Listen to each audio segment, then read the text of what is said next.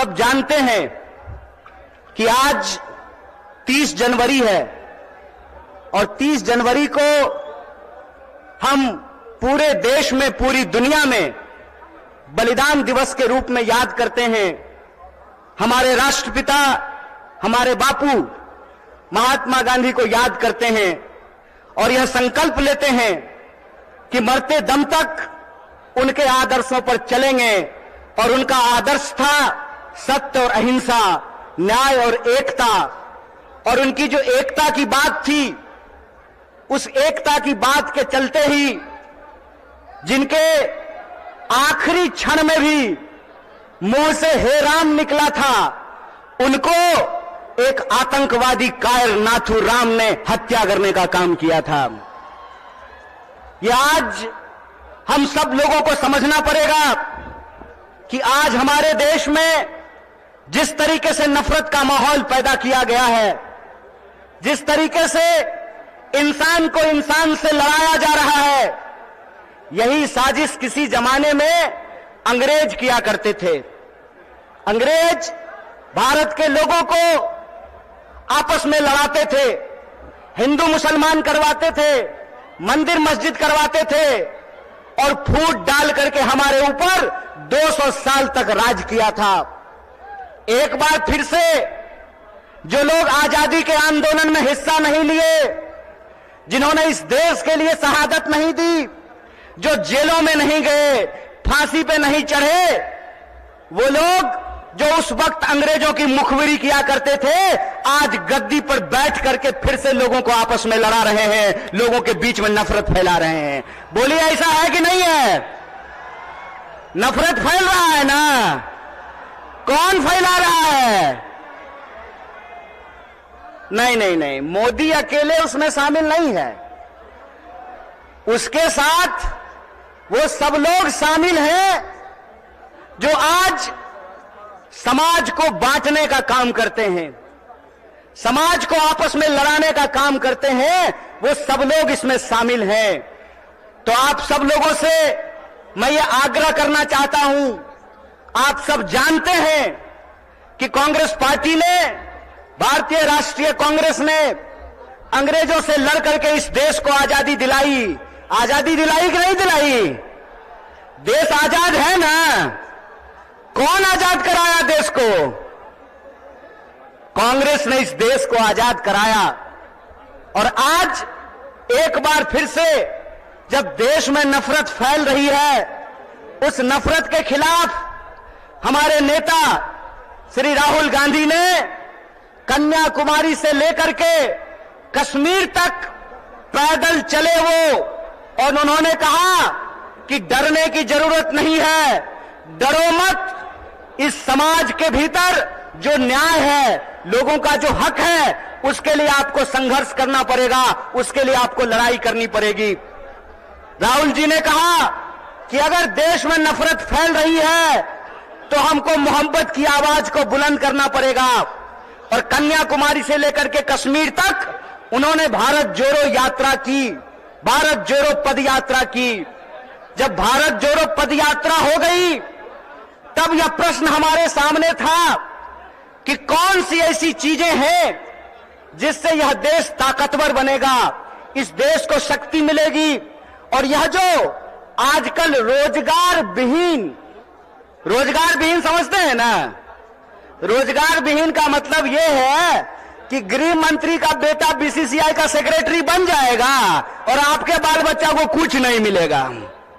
समझते हैं ना रोजगार विहीन विकास का मतलब?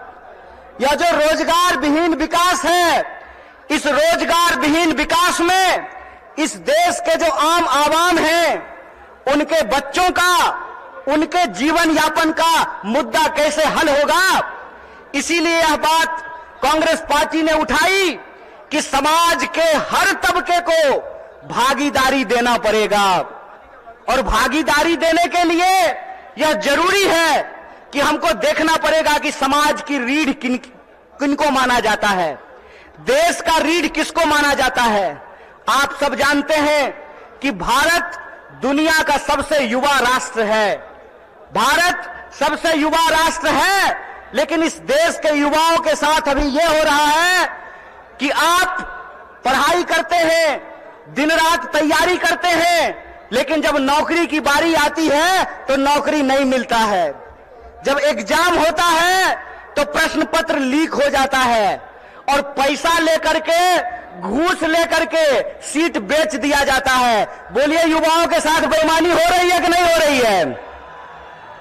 चूंकि हमारे माँ बाप किसान हैं, चूंकि हमारे माँ बाप शिक्षक हैं, हमारे माँ बाप साधारण परिवार के लोग हैं, साधारण इनकम के लोग हैं, तो हमारे भविष्य के बारे में कोई नहीं सोचता है। बताइए, नेता का बेटा नेता बनेगा, मंत्री का बेटा मंत्री बनेगा, डीएम साहब का बेटा डीएम बनेगा, डॉक्टर साहब का बेटा डॉक्टर बनेगा, लेकिन किसान का बच्चा किसान नहीं बनना चाहता है। बोलिए, किसान का बच्चा किसान बनना चाहता है? क्यों नहीं बनना चाहता है? इसलिए नहीं बनना चाहता है कि इस देश की हकीकत यह है कि हर घंटे 2 किसान आत्महत्या करते हैं, हर घंटे एक नौजवान आत्महत्या करता है, हर मिनट किसी महिला के साथ कोई ना कोई अपराध होता है। आए दिन हमको यह सुनने को मिलता है कि जो शोषित पीड़ित वर्ग के लोग हैं उनके ऊपर लगातार हमले होते हैं, उनका अधिकार छीना जाता है। देश की इस परिस्थिति को देखते हुए, जब बेरोजगारी 45 साल में सबसे ज्यादा है, महंगाई आसमान छू रहा है। आप लोगों को याद था ना, पहले पेट्रोल कितना में मिलता था? पहले पेट्रोल कितना में मिलता था? 50 रुपया में। अब कितना में मिलता है? 100 रुपया में। महंगाई बढ़ी है कि नहीं बढ़ी है? सरसों का तेल पहले कितना में मिलता था? 80 रुपए किलो। अब कैसे मिलता है? 200 रुपये किलो। बोलिए, महंगाई बढ़ी है कि नहीं बढ़ी है? जिस तरह से महंगाई बढ़ रही है, किसानों की आत्महत्या हो रही है, जवानों की आत्महत्या हो रही है, महिलाओं के ऊपर अत्याचार हो रहा है, बेकारी 45 साल में सबसे ज्यादा है, तब इस देश के नौजवानों को, बिहार के नौजवानों को यह सोचना पड़ेगा कि उनका भविष्य क्या है। आप सोचिए कि अगर इस देश के नेता चाहते हैं कि उनके बाल बच्चों का भविष्य बना रहे, तो इस देश के किसानों को, इस देश के गरीबों को भी यह सोचना पड़ेगा कि उनके बाल बच्चों का भविष्य कैसे बना रहेगा। इसीलिए इस देश की परिस्थिति को देखते हुए हमारी पार्टी भारतीय राष्ट्रीय कांग्रेस ने और हमारे नेता राहुल गांधी ने यह तय किया है कि हम भारत जोड़ो न्याय यात्रा की शुरुआत करेंगे। और यह जो भारत जोड़ो न्याय यात्रा है, ये मणिपुर से चल करके बिहार की महान भूमि पे पहुंची है। बोलिए, बिहार महान है कि नहीं है?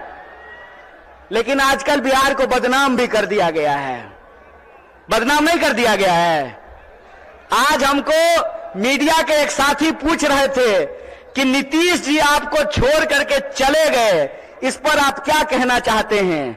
हम बोले, सुनिए, कौन आया कौन गया ये महत्वपूर्ण नहीं है। महत्वपूर्ण ये है कि बिहार के जो 14 करोड़ लोग हैं, उनका जो हक और अधिकार है, रोजी रोटी कपड़ा मकान का सवाल है, अपने खून के आखिरी कतरे तक उसके लिए संघर्ष करेंगे।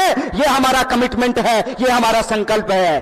किसी के आने जाने की बात नहीं है, बात है लोगों के हक और अधिकार की, बात है लोगों के लिए न्याय की। और हमारा यह मानना है, हमारी पार्टी की यह मानना है कि अगर हम इस देश को शक्ति देना चाहते हैं, अगर हम बिहार को शक्ति देना चाहते हैं, तो हमको 5 प्रकार के न्याय की स्थापना करनी पड़ेगी। कितने प्रकार की न्याय की स्थापना करनी पड़ेगी? हाथ उठा करके बताइए। अरे डरिए नहीं, आप नेता थोड़े हैं कि ईडी से घबरा जाइएगा। आप तो आम जनता है, आपको क्या फर्क पड़ता है? 5 प्रकार के न्याय की जरूरत पड़ेगी। कितने प्रकार की? और वो 5 प्रकार का न्याय ये है कि हम चाहते हैं कि इस देश में नारी को न्याय मिले, भागीदारी का न्याय मिले, युवाओं को न्याय मिले, किसानों को न्याय मिले और मजदूरों को न्याय मिले। बोलिए, आपको ये 5 न्याय चाहिए कि नहीं चाहिए? सब लोगों को चाहिए। अगर सब लोग यह 5 प्रकार का न्याय चाहते हैं, तो हम आपसे एक अपील करना चाहते हैं।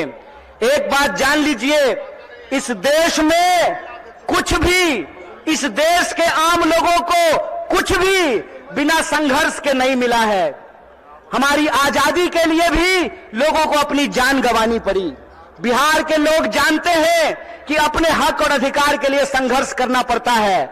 और एक बात आप लोगों ने सुना होगा, बिन हवा न पत्ता हिलता है, बिन लड़े न कुछ भी मिलता है। इसीलिए अपने हक और अधिकार के लिए हमको लड़ना पड़ेगा और हमारे देश के आम आवाम को, बिहार के आम लोगों को यह सोचना पड़ेगा कि हमारा भविष्य क्या है। हम समझते हैं कि जिस तरीके से मौजूदा सरकार हमारे देश के नौजवानों के साथ, बिहार के नौजवानों के साथ खिलवाड़ कर रही है, उसके खिलाफ हमको संघर्ष करना पड़ेगा।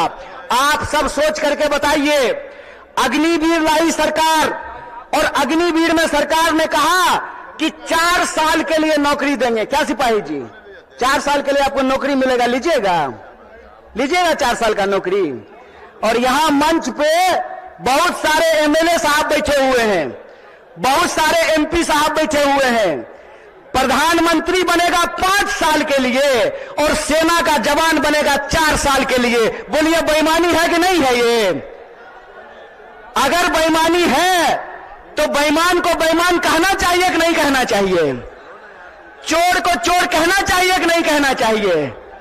ये चोर और बेईमान मिलकर के इस देश के साथ लुटखोरी कर रहे हैं।